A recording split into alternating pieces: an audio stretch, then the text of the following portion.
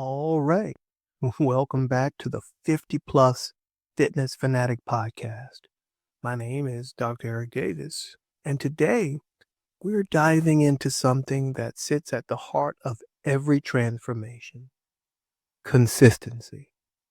Not the flashy moments, not the big breakthroughs, but the quiet, steady commitment that carries you from intention to achievement.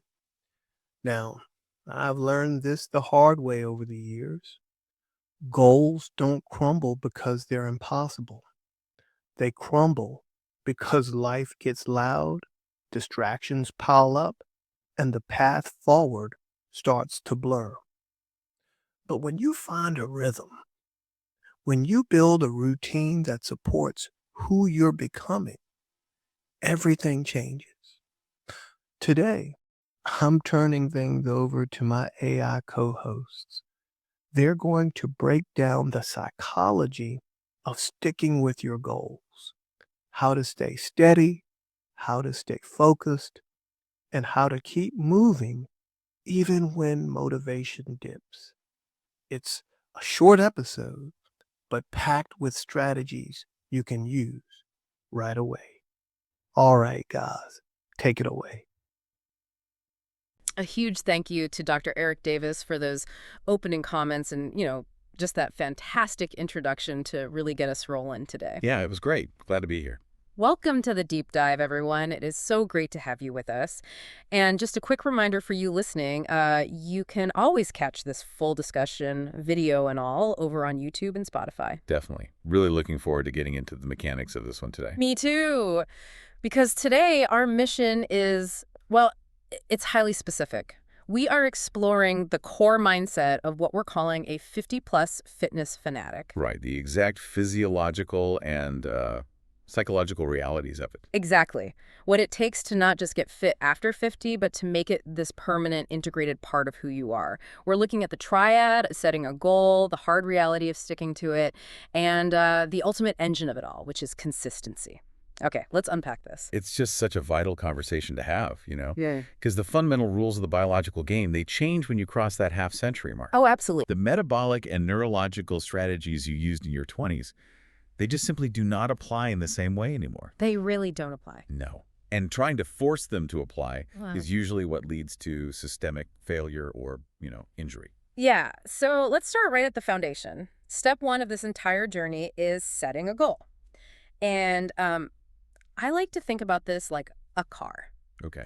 A car. Yeah, like when you buy a brand new car right off the lot, you barely even think about the maintenance, right? Right. Or the underlying mechanics. Right, you just drive it. Exactly. You turn the key, step on the gas, and go.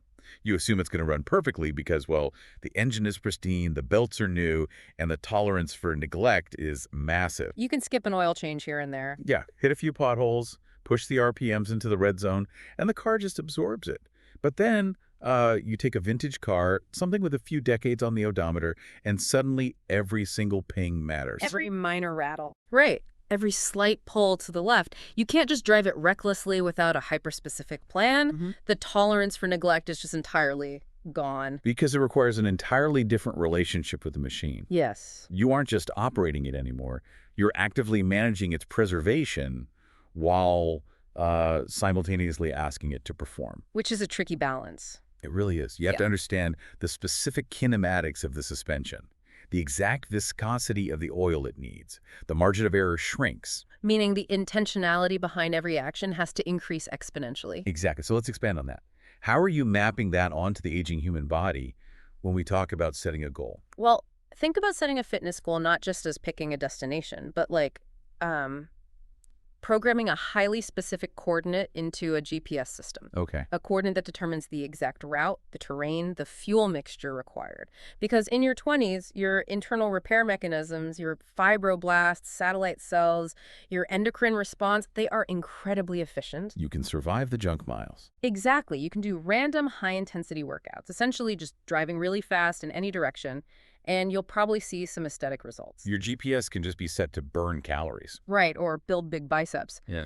But at 50 plus, the coordinates have to change. If you don't type a highly specific, functionally relevant destination into that GPS, You aren't just wasting fuel. You're actively grinding down the gears. Yes. You have to input a coordinate that tells your nervous system exactly what kind of adaptation you are demanding. That is a critical distinction because it speaks to the concept of targeted biological stimulus. In younger populations, the systemic hormonal milieu, high levels of testosterone, growth hormone, IGF-1. It provides a massive biochemical safety net. Exactly. You can train poorly and still adapt. But as we age, those baseline anabolic hormones decline. And at the same time, we face the onset of sarcopenia. Which is the age-related loss of muscle mass, Right, particularly those type 2 fast-twitch muscle fibers. And those are the ones responsible for power and fall prevention. And we also see a degradation in the neuromuscular junction. I mean, the actual connection between the brain and the muscle fibers becomes less efficient. Precisely. So the goal almost universally has to shift from pure superficial aesthetics to longevity, structural integrity, and capability. The coordinates change. They have to. From look good for a beach vacation to maintain my bone mineral density so a minor fall doesn't fracture my hip. Steal your independence. Or preserve my type 2 muscle fibers so I can quickly catch my balance if I trip. Which requires a completely different route and a completely different type of stress applied to the system. Exactly. The intentionality behind defining that goal dictates the exact mechanotransduction. Which is how your cells convert mechanical loading into chemical signals for repair. Right. If your goal is longevity and joint health, you cannot train like a 25-year-old bodybuilder doing 1-rep max deadlifts. Right. That's just a recipe for disaster. Yeah, it is. If you don't define the functional goal clearly, you risk applying a stimulus that your body can no longer recover from. You might apply extreme shearing forces to tendons that actually need slow, isometric loading to build collagen. Wow. The act of intentionally defining the right goal is what protects you from catastrophic wear and tear. So the goal is essentially a biochemical blueprint. Yeah, that's a good way to put it. It tells you exactly what kind of stress to apply to the body so it adapts in the way you actually want it to, like improving joint kinematics, enhancing insulin sensitivity, preserving motor units. Rather than just flooding the body with cortisol. Right. And breaking down tissue that won't regenerate. It focuses the energy. It ensures that every ounce of effort, which, let's face it, is a more precious commodity after 50 years, is directly translating into a biological adaptation that improves your capability and extends your health span. But, having a destination on a map, having that perfect biochemical blueprint, it means absolutely nothing if the rubber never meets the road. Which brings us to the reality of execution. And the phrase we constantly hear in the fitness space is sticking to it. But I actually have to push back hard on this concept of sticking to it, especially for this demographic. Oh, where do you see the flaw in that? Well, sticking to it heavily implies, a blind adherence to a rigid plan. And when I look at the biomechanics and the recovery capacity of a 55-year-old, blind adherence seems actively dangerous. How so? If my schedule says today is heavy squats, but I woke up and my patellar tendon is just screaming at me, sticking to it means I push through the pain. Right. I ignore the inflammation, and I likely cause a micro tear. Isn't blind adherence the exact opposite of what aging tissue requires? Oh, absolutely. Doesn't the older body require intense autoregulation rather than just stubbornly sticking to a piece of paper? That is a highly astute observation. If we connect this to the bigger picture, the phrase sticking to it is fundamentally misunderstood by most people, which is exactly why they fail. Right. You are absolutely correct that rigid micro-adherence, forcing the heavy squats on a bad knee, is biological self-sabotage. Yeah, it's just asking for an injury. True execution isn't about blind adherence to a daily routine. It is a fundamental structural commitment to the macro goal. So it's about being stubborn about the destination, but highly flexible about the route. Exactly. But why do people fail at even that? Why is there such a massive cliff between the enthusiasm of day 1 and the reality of day 30? Yeah, why is that? It's because people attempt to fuel their execution with a highly volatile mechanism. Raw emotional motivation or sheer cognitive willpower. Right, the old idea of just white-knuckling through the friction. Yeah, but willpower is neurologically expensive. Right. If we look at the concept of allostatic load. Which is the cumulative wear and tear on the body and brain from chronic stress. Right. People in their 50s are often carrying the highest cognitive and emotional loads of their entire lives. Well, for sure. They're at the peak of their careers, managing complex financial pressures, dealing with aging parents. Maybe putting kids through college. Yeah. The central nervous system only has so much bandwidth. Exactly. It doesn't differentiate between the stress of a massive corporate presentation, the emotional toll of a sick parent, and the physical stress of a heavy workout. It all drains the same systemic reservoir. So by 5 p.m., when it's time to hit the gym, the prefrontal cortex, the part of the brain responsible for executive function and overriding immediate gratification, is just completely tapped out. It's gone. You have zero cognitive bandwidth left to negotiate with yourself. Which is exactly why relying on willpower is a losing game. Willpower requires the prefrontal cortex to actively suppress the desire for comfort. It's this daily, exhausting negotiation. Should I go to the gym? I'm exhausted. My joints ache, I'll just go tomorrow. Yeah. When you are 50 plus and carrying a heavy allostatic load, the couch will always win that negotiation. Always. True fitness fanatics don't have superhuman willpower. They've simply bypassed the prefrontal cortex entirely. They've moved the behavior to a different part of the brain. They've shifted it to the basal ganglia, where automaticity and habits live. Precisely. They have transitioned from daily emotional negotiation to a fundamental, non-negotiable commitment. You make the decision once. Once. At the macro level, when you set the goal, you remove the debate entirely. If today was supposed to be heavy squats, but your knee hurts, the macro commitment says, I'm still going to the gym, but I will auto-regulate. I'll do mobility work or upper body or low-impact cycling. Yes, the commitment is to the identity of showing up, not the rigidity of the specific exercise. It's an infrastructural change in your mindset. You're no longer asking if you will train today. You're only asking how you will train today based on what your body can handle. And that transition from the if to the how is what bridges the massive gap between initial excitement and permanent lifestyle integration. But, okay, how do we actually force that neurological shift? If willpower isn't the answer, and we have to rely on this transition to automaticity in the basal ganglia, what is the actual mechanism that builds that neural pathway? The bridge. Yeah, we need a bridge between setting the biological blueprint and achieving that non-negotiable commitment. You're hitting on the exact right sequence of the physiology of habit formation here. And the mechanism, the bridge, is what truly separates the people who just flirt with fitness from the ultimate fanatics. Here's where it gets really interesting, because the answer isn't some complex periodization model or a biohacking supplement or even pushing yourself to the absolute limit. No, it isn't. The true engine of all of this, both neurologically and physiologically, is consistency. The most unglamorous yet scientifically profound word in the English language. Right. No one makes an action movie about being consistent. No. But when you look at the biology of aging and the neuroscience of habit formation, it is the absolute, undisputed secret. What's fascinating here is that consistency completely redefines what progress actually looks like on a cellular level. How so? Well, most people operate under the assumption that progress is driven by intensity.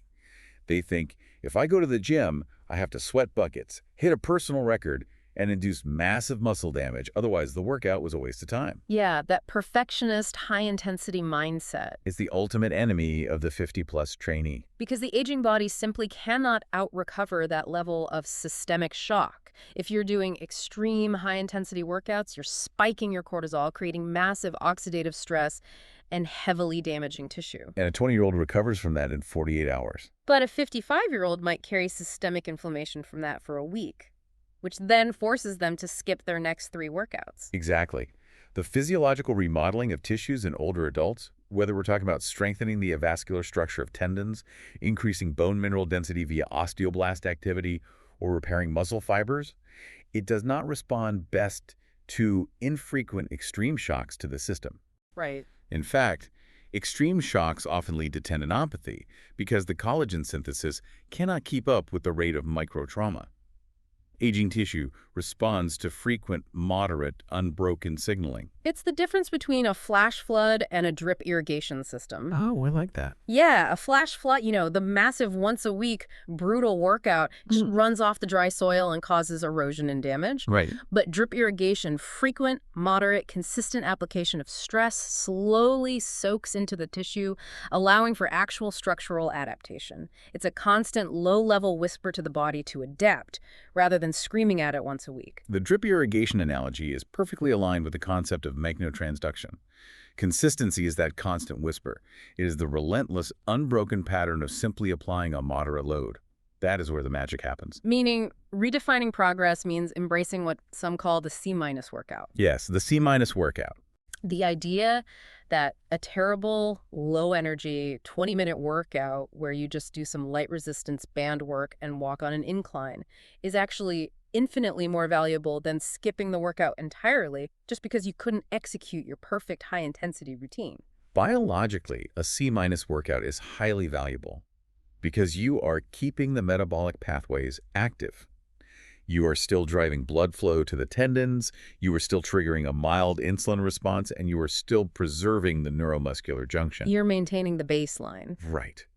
But neurologically, the C-minus workout is even more profound. Every time you show up, especially on the days your allostatic load is high and your brain is just begging you to quit, you are driving myelination in those neural pathways. You are literally thickening the neural insulation around the habit itself. Exactly. You are casting a neurological vote for your new identity.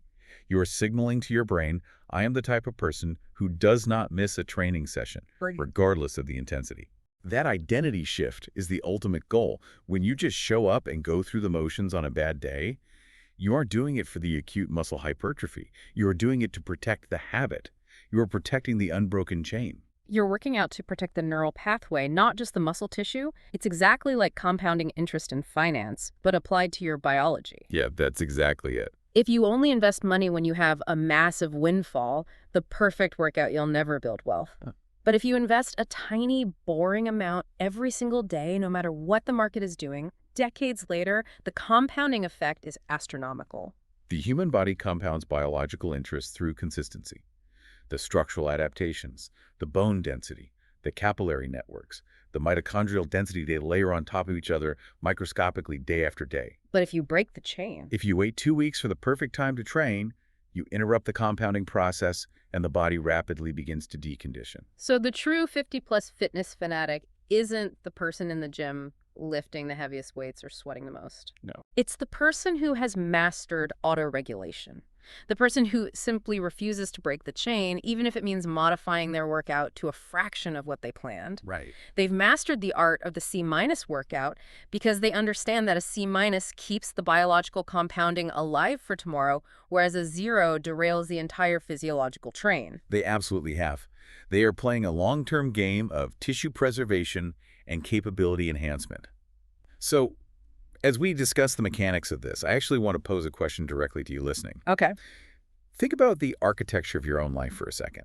When you look at your own daily routines, what stands out to you about where you are most consistent? That's a great point. Where is your unbroken chain in your professional or personal life, and how can you isolate that exact same mundane, automatic, non-negotiable energy and apply it to your physical health? That is a phenomenal question for reflection, because we all have areas of immense consistency. Right, everybody does. Whether it's managing a complex team at work, walking the dog every morning, or reading before bed, we already possess the neurological machinery for consistency.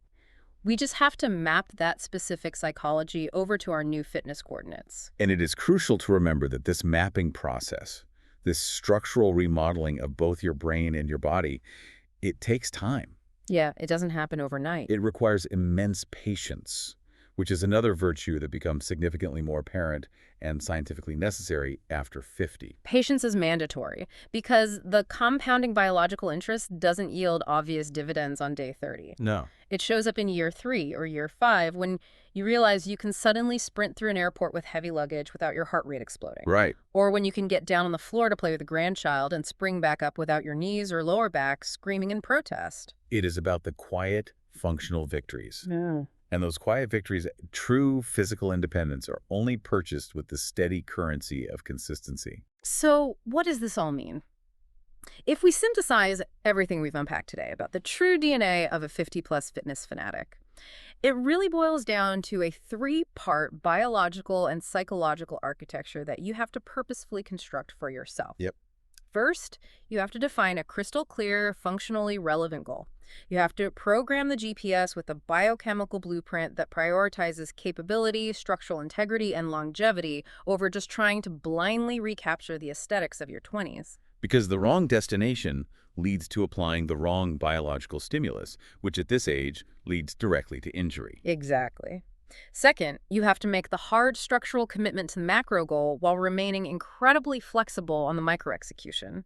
You have to recognize that willpower and motivation are neurologically expensive, depreciating assets that drain every day under the weight of your allostatic load. You must transition from daily emotional negotiation in the prefrontal cortex to a fundamental automatic commitment in the basal ganglia. You have to embrace autoregulation. Removing the daily debate entirely.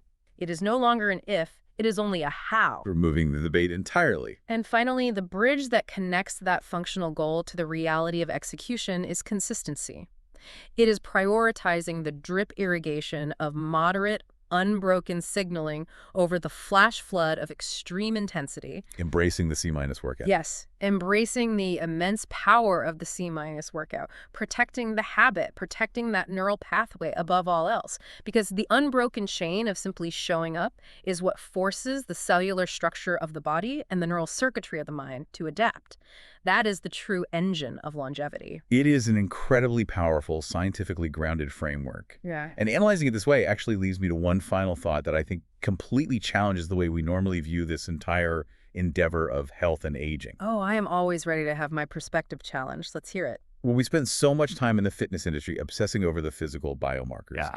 The increased VO2 max, the lowered resting heart rate, the increased bone mineral density, and those are objectively vital. But I want you to consider this. What is the ultimate goal of fitness in the second half of your life isn't a specific physical milestone at all. Okay. What if the psychological mastery of consistency itself is the actual prize? Think about the profound neurological shift required to achieve this. When you conquer the immense friction of your own mind, when you learn to show up repeatedly and apply effort regardless of your emotional state or your systemic fatigue, that level of disciplined automaticity inevitably bleeds into every other aspect of your life. Wow. What if the habit itself, the unbreakable, forged identity of simply being a person who shows up for themselves, is the actual destination, and the physical health is just a highly beneficial byproduct? The habit is the actual destination. The physical health is just the byproduct of mastering your own mind. That changes the entire paradigm. It really does. It means every single time you walk through the gym doors or unroll a yoga mat on a day you are exhausted, you have already won the most important battle, regardless of what weight you lift or how fast you move. That is a brilliant and deeply empowering thought to leave on. You start out trying to fix the mechanics of the vintage car, and you end up entirely rewiring the driver. The rewiring is the true transformation. Well, that is absolutely all the time we have for our deep dive today. Thank you so much for joining us and exploring the complex physiology and psychology of the 50-plus fitness fanatic. We hope you walk away with a fresh, scientifically grounded perspective on your own goals, a newfound respect for autoregulation, and a deep appreciation for the undeniable power of just showing up. And with that, we are going to seamlessly turn the floor back over to Dr. Eric Davis for his closing comments. Take it away, Dr. Davis. All right. Thank you for that clear, practical, and exactly the kind of guidance we need when we're trying to stay locked into our goals. Here's the truth. Consistency isn't glamorous, but it is powerful. It's the bridge between who you are and who you are working to become. If you stay committed, stay patient, and stay honest with yourself, you'll be amazed at what you can build at any age, but especially in this second half of life when every win feels deeper and more meaningful. I appreciate you joining me for this episode. Keep showing up, keep choosing your goals, and keep proving that consistency is the real engine behind lasting change. I'll see you at the next episode.